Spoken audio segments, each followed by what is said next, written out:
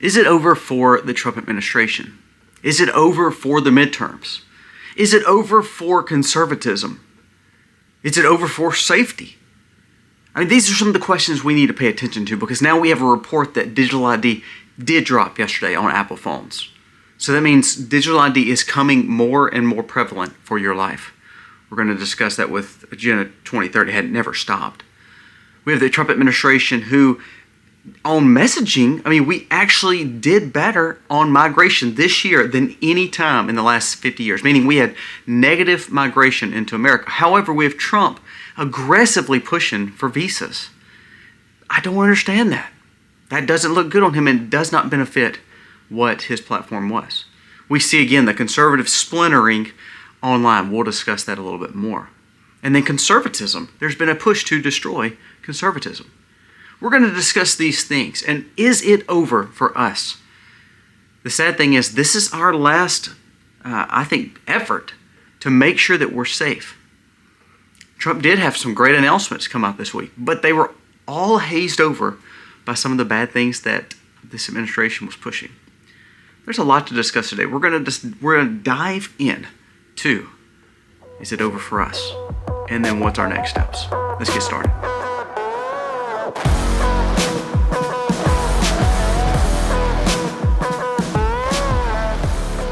Hey guys, welcome to our channel. Thank you so very much for being here today. If you are new, please go down here, press subscribe, ring the bell.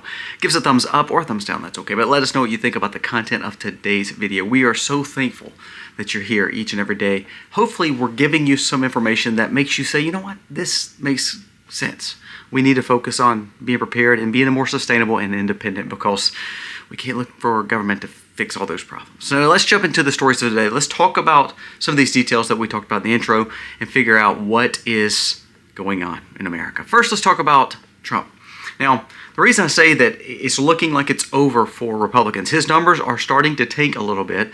Republicans are threatening to lose the midterms because of the file not getting exposed. But also Trump came out this week and stated that America doesn't have the talent, that he's needing the H-1B visas so he can bring in more people to America for the best of Americans and better talent. Well, that doesn't really sit well. That actually reminds you of like the deplorable comments that Hillary made. I mean, like, I don't understand his messaging there. I don't understand. Whoever said that was good messaging should be fired. The other thing, the 600,000 Chinese immigrants that's coming into our school systems, exchange students, why does that make sense? For instance, there's a story that just came out that said where most of our drone capabilities and the bombers that went over to Iran, that military hub, that one hub that holds a lot of our intelligence, guess who just bought the trailer park next to that military hub? That secret military hub? China. So now we're importing 600,000 potential spies. Say half of that, 300,000 potential spies. Say a quarter of that, 150,000 spies. Do you get what? These are two big losses to me, I think, on Trump's week. I don't think both of these benefit Americans at all. I don't think the 50-year mortgage benefits America at all. Those three things together just makes no sense to me. Now, two big stories that did come out that I thought were great, but they were over-hedged because of the bad problems that Trump was dealing with, this messaging problem on the visas, on the Chinese migrants, and then also on the 50-year mortgages. Well, there was another story that came out on the mortgage issue after Trump kind of got blasted with the 50-year mortgage with Bill Pulte and things like that. He came out and said that we're looking at ways that we could help be a portable mortgage moving around. So I thought this was a great idea, because someone who's got a 2.5 or a 3.5 or even a 4% interest on their mortgage, most of those people would like to move, but they can't because they're not willing to give up that cheap economic mortgage interest. Now, I'll be honest with you. I think our mortgage whole situation and student loans, all that stuff is usurious. I think that there should be a flat rate mortgage, not amortized where all the interest is on the front side. But I digress. That's not what we're talking about. What I'm saying, though, is that is a great option for people who are needing to move or wanting to move and able to take their mortgage rate with them. That's a portable mortgage rate. I think that's a great idea. I mean, a lot of people hadn't thought about that. So that is a big plus that could benefit the housing movement and making people want to buy houses again. Because if the interest rate's not coming down, it allows them to keep that good interest rate they have and not double it in today's economy. So that's a good move.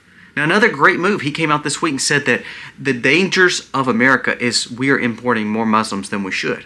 And so there was a report also that Trump, this year, 50 years, we've not had a loss of migration, meaning we have had positive migration into this country, legal and illegal, over the last 50 years. This was the first year on record that we have a negative migration rate. That is a win-win. That's exactly what America First and MAGA movement voted for. But see, again, it was so overshadowed because Trump is talking about bringing in 600,000 Chinese and H-1B visas. H-1B visas are 70% Indian, 10% Muslim, and the rest is made up of just different people groups. You know what we have not done? We're not importing Christians. We're not importing persecuted Christians. We're not importing the best of us because, to be honest with you, 70% of Indians that are coming over here, they said only about 10% is actually of the upper caliber of the talented that we should be importing. The rest is just simply people for labor. So what are we doing? We have a housing crisis and we have a job loss crisis, and we're still wanting to bring in 700,000, 800,000 people, and then we have another 2 or 3 million that the H-1B visas are coming in each year. Help me understand why this is important. And while we're worried about assimilation, while we're worried about the fact of Christianity being persecuted around the world and how we're losing our conservatism here in America, well, it's probably because we're importing all the people that do not like Christianity, that are not Christians, that we're trying to bring them in and not assimilate into our country. See, this is where I say this could be a major marketing bad ploy for Trump. As smart as he is, to me this week and last week and all these pushes and the fact that they're still trying to hold up the files that now the House will have to vote on next week, and the shutdown actually did not help anything but spend money. We spent over $700 billion during the shutdown. So your government still spent money like crazy during the shutdown. So if we see that people are not getting jobs, we see that stuff is not going down, we see the messaging problem from the White House, we are this close to losing the midterm. Did you know if we lost the midterm, they're going to impeach Trump? You do realize that, right? Do you know if we lose the midterm, then the way that the voting and the gerrymandering that's going on will get worse, because actually Democrats stick together and they tend to work together way better than Republicans. And so therefore what you're going to see is Trump impeachment, or at least nothing gets done in the last 2 years, which really nothing's got done in this first 2 years because the Congress and Senate has been awash and not helped Trump at all. But what you're going to see is then a Democrat take over in 2028. Trump this week and last week is actually hurting J.D. Vance, I think's chances for 2028. Now, here's a messaging situation that would help. Again, I'm a Trump supporter, and I don't like how him and DeSantis didn't get along for a long time. I like how now they are a little bit, but I'll be honest with you. You know what DeSantis came out this week, and I think Trump should take this messaging and run with it. I think they should work together on this. DeSantis said, what we're doing in Florida is to try to cut all property tax. But he said, this is what we should be doing in every state. America should not be thriving on people renting the property from the government. It's not the government's to rent to the people. He said property tax should be abolished nationwide. Now that is something that America Only or America First or MAGA could get behind. That's something that Trump should embrace. If people and politicians tell you they can't make it without taking and robbing from the Americans, then that's a problem, and we should start cutting the people that's in our government. The shutdown got us nowhere. We actually did not cut enough jobs to where it made a difference. We borrowed more money in this shutdown than ever before in any other shutdown. Now, that's not a Trump problem, but because the messaging is so bad and because this looks like nothing really got accomplished, it actually looks worse on Trump than it did the Democrats. Because nothing got accomplished. It said that the old, Schumer cave. Yeah, but EBT didn't get cleaned up. 43 million turned around and got their benefits. So we're back to business as usual. We're still spending money hand over fist. We still have Americans struggling day in and day out. That's why I say if we don't watch it, America's chance of conservatism and the movement of America First is going to fall by the wayside, and we're going to start losing these elections because we're not winning the messaging war. The propaganda is used against us. Now, again, we have As conservatives, you know we have to fight the media. We have to fight, the politicians. We have to fight Washington. And everybody is always against conservatism.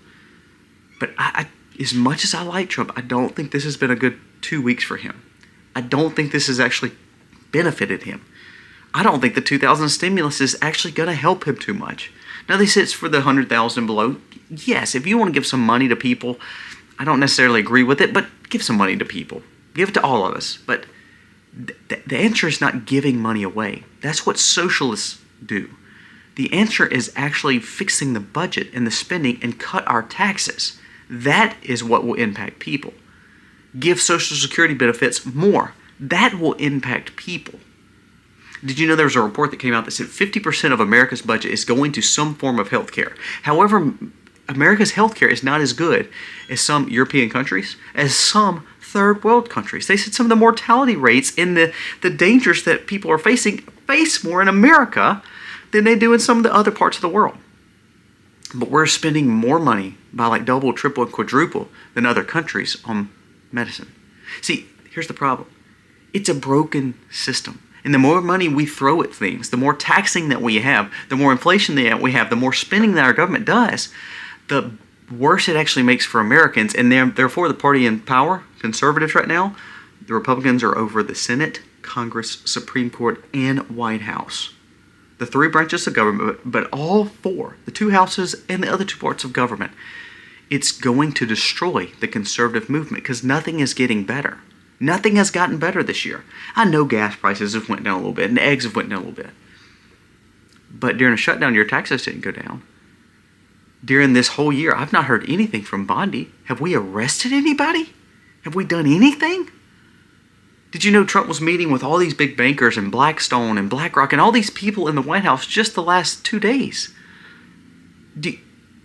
Those are the same people that's causing problems for Americans to buy homes. And the inflation and interest rates. So what are we doing? This is not looking good for the Republicans and the conservatives. Here's my answer. It's simple as this. If Trump wants to do something amazing, he would start messaging different right now. America first, keep all money here at home, help countries that need it, but get something out of it. But focus on America. Deport the people. A housing crisis, if you deport 20 or 30 million people that shouldn't be here, legally or illegally, if we start deporting them, that's going to open up a lot of houses, wouldn't you think? If we deported 20 or 30 million, don't you think that would open up a lot of jobs? Even with AI and all these people with tech losing jobs, it would open up a ton of jobs, wouldn't it? If we just deport. Now, ICE is picking up. That's great. We actually, again, have less migration this year than we had the last 50 years. Those are great messaging. Why is Trump not helping push those messages instead of the one about the H-1B visas or the Chinese migrants? I don't get it. So we have to pay attention to this. This is really bad for Republicans because Republicans are going to end up losing the House. If we lose the House, nothing gets passed.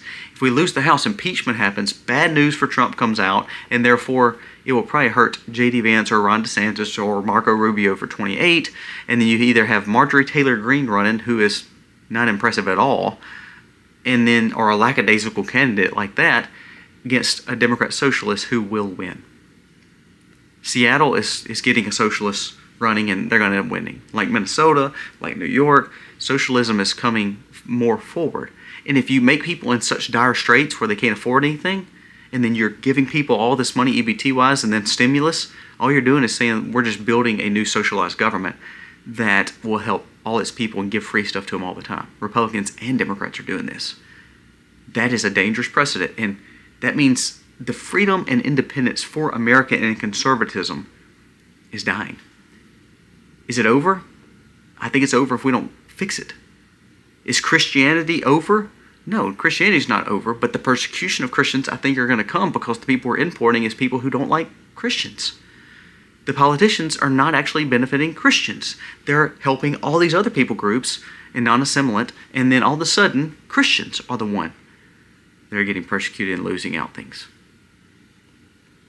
These are not good stories. This last 2 weeks have been a very tough time for conservatives, and if we're not careful, it will be over for us. Now let's go to this digital ID thing. I want to read this first, and this is, again, let's go back to kind of the Agenda 2030, something that, everybody's talked about. But I want you to listen to what they pushed for. This was their agenda. Now, when Biden was president, this is what they pushed. This is when Hillary was running. This is their push.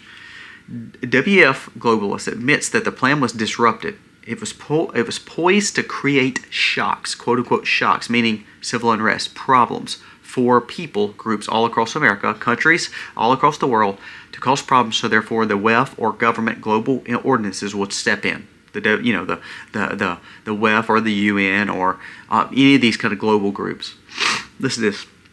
It says, Sandra Dixon DeClave, a top WEF expert and Club of Rome co-president, reveals the truth behind their agenda. Their so-called giant leap to enforce UN Agenda 2030 required, listen to this, and you tell me if this is not dystopian, but it's also representing exactly where we're at. Overhauling our entire food system. And I told you yesterday, cattle is up, so they're talking about cloning. Pig, cattle, sheep. The fact that the crops are not growing, the bees are getting destroyed, so therefore they're looking at mutating food different by GMO versus heirloom, non-GMO, and pollinators. Now, second point, scrambling to reliable energy grids, meaning finding new ways for dependency for people to have the government to provide it. So, we've talked about these nuclear reactors, we talked about all these data centers, we talked about all this stuff. These things are not, I know they're making energy, and I know they're for technology, and it can help and convenient, all that. But they're destroying, they said, some of the water sources. They're causing for damage for a lot of the communities that they're going in. So Republicans and conservatives and independents are not wanting this. Well, the Trump administration and a lot of big players are pushing for this because they know we need energy fixes. We have a grid issue that's happening. We have these electromagnetic pulses right now that's coming from the skies where we're seeing northern lights in South Mississippi. That's dangerous. So you're in a grid problem, and the grid problem they're trying to fix is going to be counterintuitive to Americans wanting clean water and clean food. Next one, forcing a transition into clean power. But here's the thing. We're talking about a complete shakeup. And the way that globalists look at this is a total control of grids, total control of manipulation, of moving the goods across America, across other countries. Well, this week and last week, remember? BlackRock ended up being over the Panama Canal. They just picked up 2 or 3 more big energy contracts. Did you see that Trump was allowing for businesses to build their own energy grids where they control the power in those areas, not the government? So it's kind of like water and food. Is energy a right in America, or is it just going to keep on skyrocketing? It said the average energy prices went up over 30 to 40%. Well, if all of a sudden people are not able to pay for their food, not able to pay for their rent, not able to pay for their child care, not able to pay for their medicine, and then all of a sudden now can't pay for their energy, first of all, that means every part of your life will be government subsidized, which means you're moving more into a socialist nation, which means you're moving more into the global chaos that they wanted. They needed the shock to make, power for them to take from you. Now you're like, oh, but that's not happening. New story. Apple comes out and states they're unveiling digital ID for the first time. Apple launches digital ID in the United States. It says they launched this as a passport, an Apple Wallet, and to be able to use at checkpoints over all airports for domestic travel, but also it will help with the moving of money for the future coming to you. Apple, these devices, what did we talk about? This digitized form of wallet, this digitized biometrics, this digitized licensure, this digitized passport. What we're doing is we're building the platform that we said and we voted against with Clinton, Obama, and Biden. And the Republicans are moving it in just as quick. This is why I say it's over for independence and safety. Because they're making such hard times for Americans that they can't make it on their own. They look to government to fix it. And then all of a sudden, how surveilled are we when our tech platforms has all the information they ever need to basically rule over us? They're literally ruling over us. We talked about independence. I've told you before, I think you should always use cash and stockpile gold and have things that are barterable, foods, waters, necessities. You know, I'm sitting on an alternative energy generator as we sit in the pantry. But this week it came out that, you know, for a few weeks ago, you know, they came out that they were going to disregard the nickel anymore because it was costing more to make the nickel than actually the nickel was worth. This week they came out, the pennies, the last day of making pennies was yesterday and today. What's next? What if they say, well, the dollar, I mean, it's costing way too much to make the dollar. It's costing $3 to make a dollar, and dollars are not worth anything. So let's go ahead and weed that out. And then the quarter's just, you know, there's no point in quarter. So anything under $5, let's just weed out. Well, then all of a sudden the $5 end up costing $8 to make. So we need to weed that out too. Well, you know, Apple's got this new convenient way of digital ID. I think this is perfect. Why would we want to use this dirty cash? Ugh. And it's not worth anything, and people don't want this paper anymore. They have to carry a wallet around, and it messes up with your back. I mean, it's all on your phone. It makes it easy. Even, I mean, Apple has unveiled it. I mean, you know, MasterCard's unveiled it. You're that close to losing every independent thing you had. Every opportunity to be independent, you're losing from both sides of the aisle. There's not one person, I think, in Washington that's actually working for you as a Christian, conservative American who wants freedom and independence. I'm sorry. And then I go back to the fact that I'm raising 6 kids with AI and with surveillance and with all this new regulation, this new cost. You know, your car insurance went up 55% this last year. Housing insurance went up over 30% because of some of the fires and hurricanes over the whole United States. The grid problems, the data centers are pulling, so the energy has went up again, 20, 30, 40% depending on where you're living. Your cost has gone up astronomical. It is over for the conservatives, Republicans, for the Trump administration, and Trump, if we do not fix the messaging and start making the promises that we had kept and actually passing them. Truthfully, this is just me. I'm just a stupid guy from Mississippi. But this is what I would do if I was messaging for the Trump administration. I would say, look, we're having a moratorium on all H-1B visas, all legal immigration, and of course all illegal immigration. We will have a moratorium for at least 5 years, and we will re-look at that at the end of 5 years. But right now, no one comes into this country that's not already a citizen. And if you're living here, once your visa has expired and your work is done, you will go back. That would solve one problem.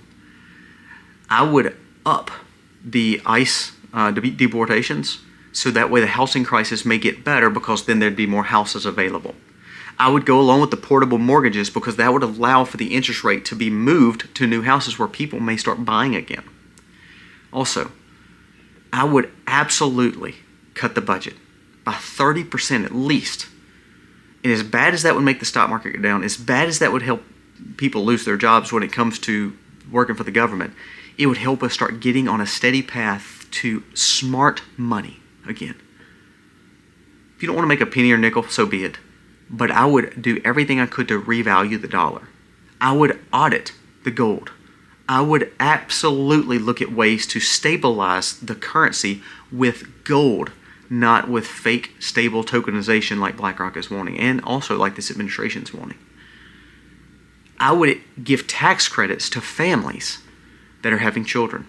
I would give tax credits to families that are buying homes. I'm not talking about, well, we're going to give them a little credit. I'm talking about take away their taxes. I would abolish property tax. I know that they're like, that's a city or state issue. I'd meet with every Republican governor of every state, and I'd say, look, we'll help you. The federal government will help fund you and help you to balance your budgets for a time so you can get on stableness. But for your people in your state, let's cut the property tax. If Democrats don't want to do that, so be it, who cares?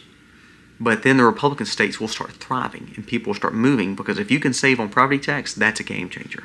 And it's going to start making good people move to good states. And then also I'd come out and say I'm in full support of America workers.